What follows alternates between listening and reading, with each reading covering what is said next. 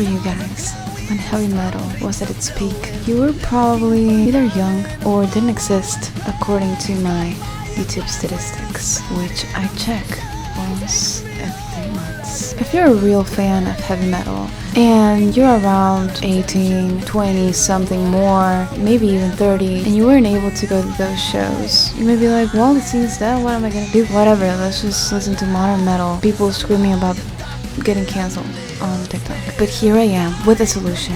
This is really cool heavy metal band that's pretty new, made in 2022. That's called Intranced, and they just released the firest heavy metal album. Today I'm very lucky to have the singer of Intranced to be my guest on an interview I am conducting. This is CORNEA-SAL, and today we're interviewing James Paulina from Intranced.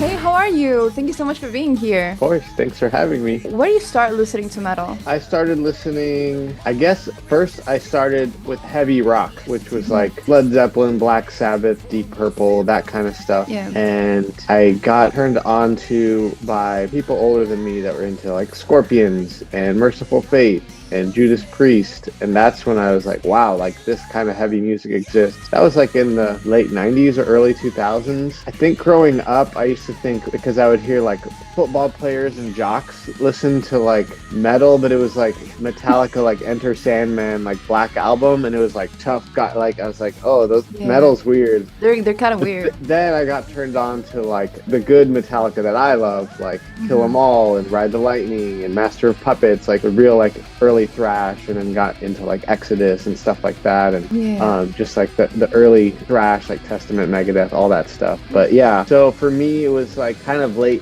high school. There was still some stuff that was out when I was in high school. I'm a bit older than you, so it was like Deftones, and like there was, of course, like Slipknot, and there's like kind of like new metal era when I was in high school. Were you into it or no? I kind of was like, it was just kind of fun to listen to, but I wasn't like, yeah, we gotta go see Korn and stuff. And now it's like really popular, but a lot of my friends were big into like Limp Bizkit and Korn and Stained and all the bands, you know. Dude, what you're telling me is crazy. I remember like my dad must have told me some stuff about it. I must have heard some stuff.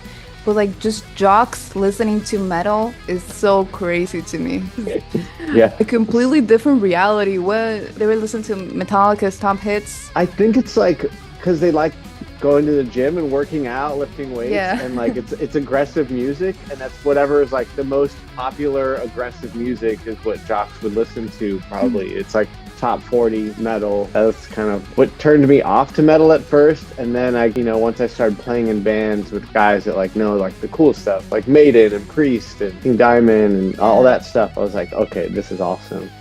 Yeah. What emotion did it bring up in you, like after getting through the main band stage, like when you got in deeper? I think there's like just this energy of like primal energy, like letting loose everything, and like I don't know if we can cuss on here, but like not giving a fuck, no, not caring what anyone thinks, and just going for it, and going to like the most extreme of your power and energy, and just like there's just like vibrant energy and like kind of like a release of like all emotions, and like this kind of, it's almost like a zen like release of like aggression. Personally, I feel the same. Like it's just so energizing, and at the same time you're just letting go of everything negative that you're holding back inside. So back then when you found it, you were getting in deeper, like were you moshing, were you going to shows, or were you just listening? I wasn't moshing, I was more like kind of around the pit. I was always kind of like a skinny kid, so I was like, anytime I would try and get near a mosh pit, I would just get like thrown around. Yeah. I'd try and go to as many shows as I could, and play shows too, because I was always in bands. Oh, so you were already playing music? You had a band? Yeah, I started playing music when I was like, I think the first band I played in was like my sister's birthday when I was like 11 or 12 years old. We put together a band. Young. How was it? It was funny. It was just like we had like a little house party, and it was like my sister, if I was 12 then it means she was 8, and so it was like all her friends and then all our friends and classmates, and it was really fun. But from there, like I played in different garage bands, and I've always had a band, except for there was a few years I tried to quit music because it was just like burned out on it, and then I still couldn't quit because I just had to keep playing and performing and making music. Was it always like metal, heavy metal-ish, or did you do rock? I think those early days was more like rock, Yeah. kind of alternative rock. And then in the early 2000s, I started to get into more like heavier rock. And then I started a band called White Wizard, which was like very like classic heavy metal, like Judas Priest and Iron Maiden style, like old school metal. So you were always turned towards like the heavier side. So did you ever think about like choose it as your genre, or did it just come naturally because you just listened to that? I don't know if it just kind of came naturally, I guess. I think my voice, as it got like stronger and better, like I was like, oh, I could do like more power metal and like bigger, you know, like have a bigger range. And so it's like, well, if you can do that, might as well play like power metal type stuff, like thrash and, you know. You were just like towards like what you had potential in as well. Of course, I heard your voice a lot because Nikki actually gave me a CD of Entranced and I listened to you guys. That was really cool. Also really liked the new album, which I want to ask you some stuff about later. But like I was like, dude, this guy's voice, like you have a lot of control over your voice. That's really amazing. Did you ever go to like a teacher, or did you just go about it naturally? Yeah, I did have a couple lessons starting out, and then when one of the bigger bands I was in called Holy Grail, they sent me off to work with Melissa Cross, who's like really popular in the metal world. She's in New York. I did some sessions with her and just kind of found my way to like kind of hone my technique. And then I work with a guy in LA sometimes called Pauly Z. I think just with any kind of like personal trainers or like just to like hone your craft, I think I like to keep up on like my skills and keep working with somebody just to kind of keep myself in check, you know? Like,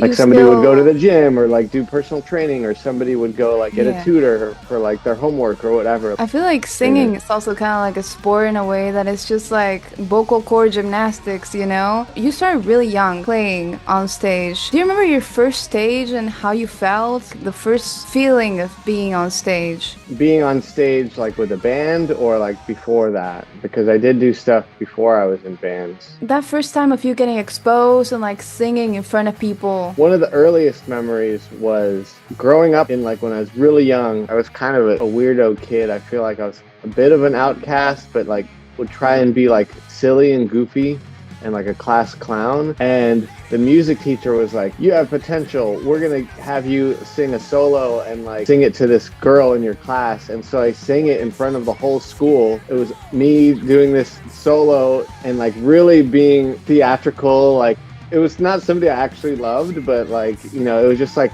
for the school play or like school like spring concert. And I was like, I remember doing that and like people were like laughing and all the parents and all the kids were like, you're amazing. And I was like, wow, like this is cool. Like I gotta find out how to do more of this. I was probably only like 10 or 11. And then I started singing in bands, and I remember like playing out in clubs with the bands, and I was always like the guitar player or bass player, and I would do like backing vocals, but just that, like being on stage. I remember the first time playing at the Whiskey A Go-Go, and we were like a pay-to-play band. I don't know if they have that in Buenos Aires. They probably do. Yeah, you have to sell a certain amount of tickets or like pay to be able to open for the bands.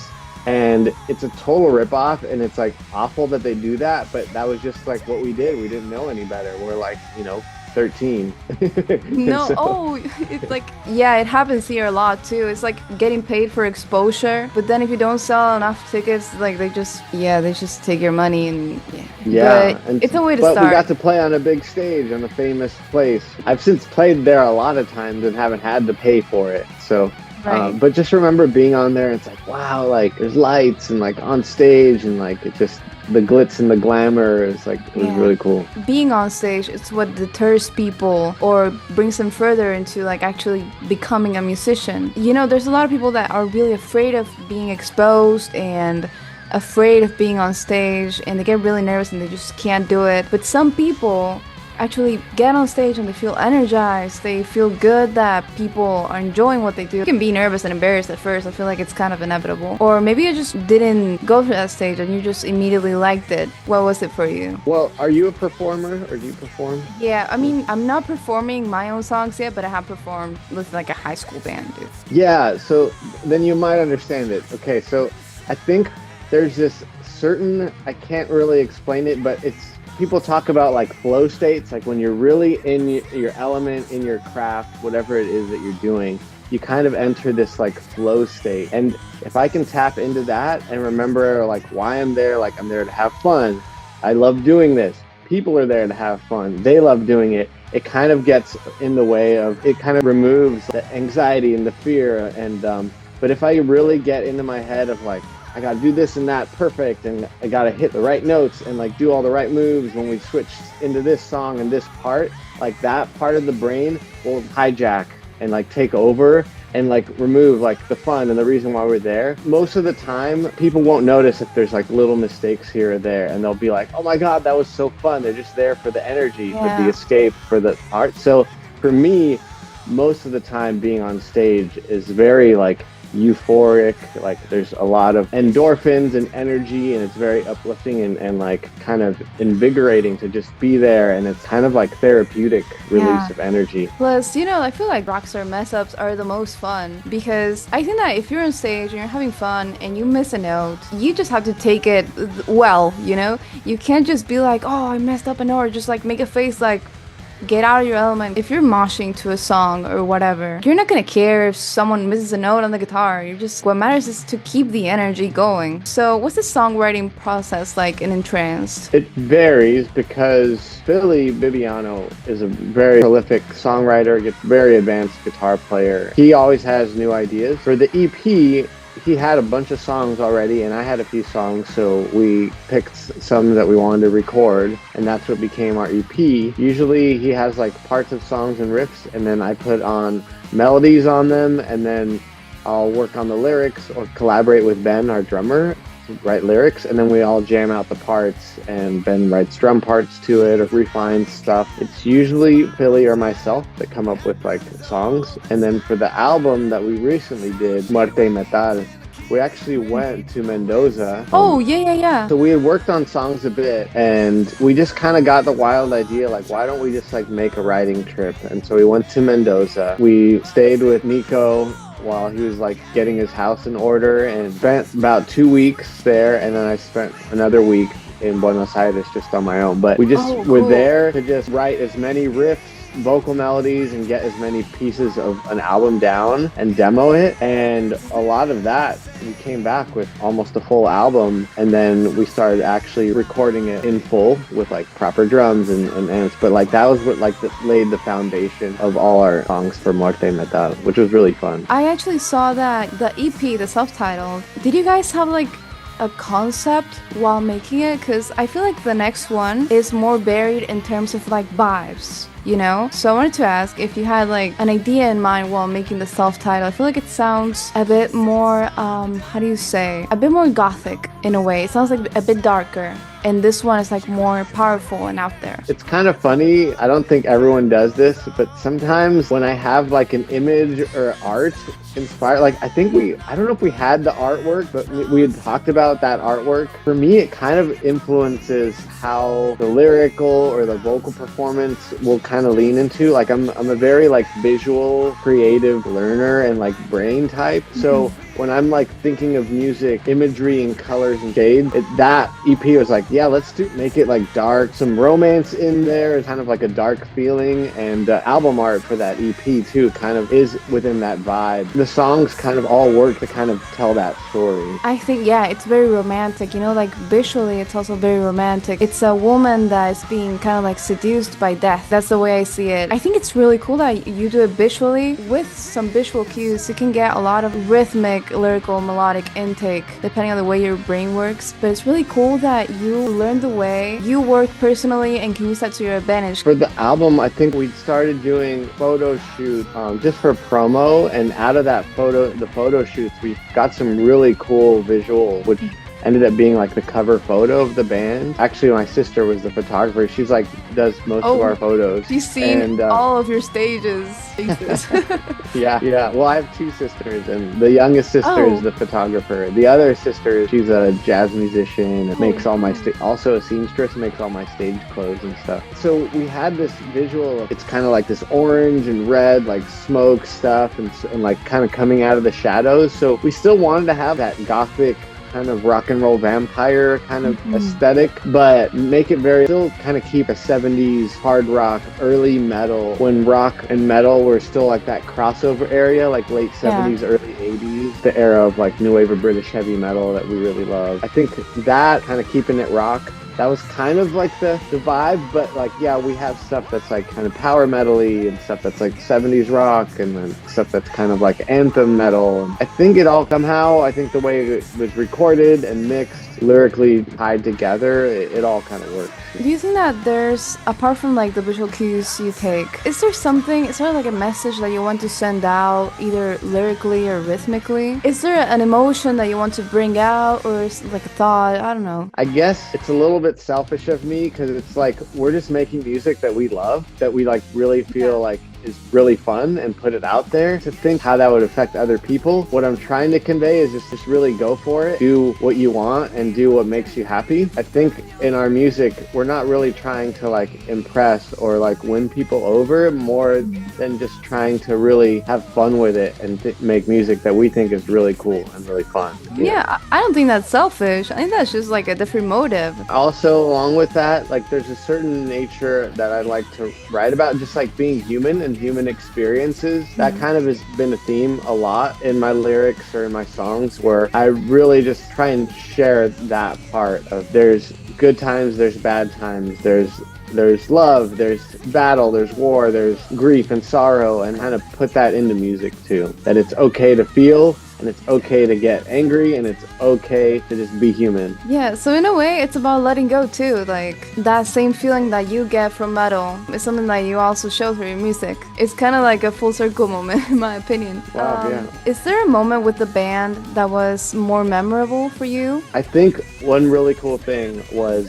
there's a metal festival in Texas called Hell's Heroes, which is all like old school metal and kind of cult, really cool metal bands every year. I think even before this band started, had wanted to play it, and it was kind of our hope and like goal to like try and play that, and we did play that last year, and it was such a blast. We got really good response, and then through that process, we're now like working on touring Europe, which has been a big goal of ours. So we're like putting in like together like the final details to go to Europe and do some touring there. So yeah, like these moments of like achievement and stuff, and but also like making an album and getting to go to Argentina for part of it, and really working with like top-notch mixing engineers, mastering engineers, and having fun with the guys.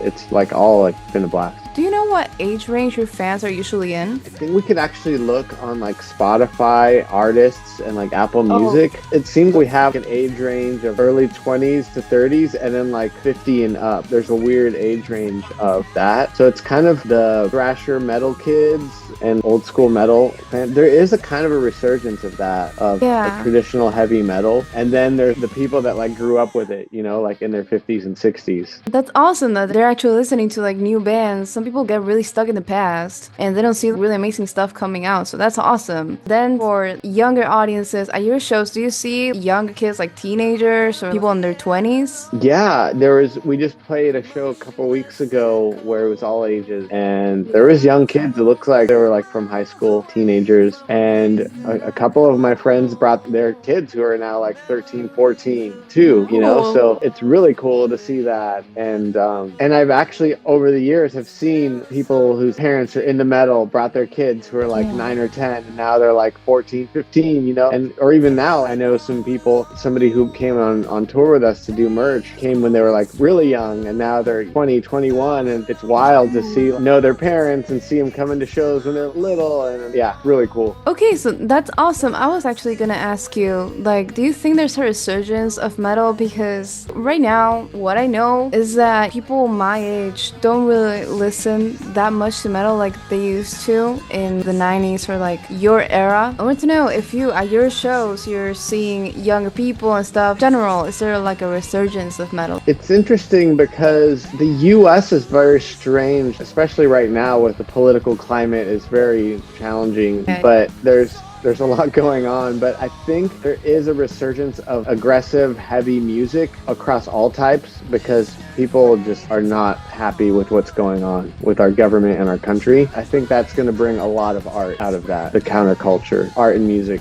I'm not too dialed into like the younger scenes, but it does seem like new metal is a thing and hardcore definitely. Yeah. But in terms of like old school metal, kind of we play, it's not as much, but there is in Europe, South America, there's little pockets of it where it's really big, especially Europe and Scandinavia. It's just constantly, there are so many bands coming out and it's become a global thing. New Autumn, like New Wave of Traditional Heavy Metal, it's a YouTube channel. There's like always, like every week there's like 10 new bands coming out, turning out. So that feels like a resurgence too. I think it definitely is. I mean, I've been listening to metal, like all kinds of metal, and I'm 18. I started listening when I was like 15 or so. I also have some friends that I meet in shows, and you know, they're really young. They're younger than me. They're like 16 and they already listen to that stuff. Also, people I've seen back when I was in school, you know, who are into like black metal or power metal and stuff. So I definitely do think there's a resurgence, and you know, with my channel I try to like share the word. I wanted to know if there's anything you would say to like younger artists or people who are just starting out. I think kind of what I've been saying is just don't give up on your dreams and just keep going for it. Let it all out there and just go for it, because when we go for our dreams, it inspires other people to go for their dreams too. Our achievements are further inspiration. So it's like this full circle moment of like, when you see other people really going for it, it inspires you to go for it. I mean, it's pretty cliche, but like, don't give up on your dreams and just keep going. Well, thank you so much for being here. I hope that your tour in Europe goes amazingly. Especially be following you and checking out how you went. Thank you. Thank you so much.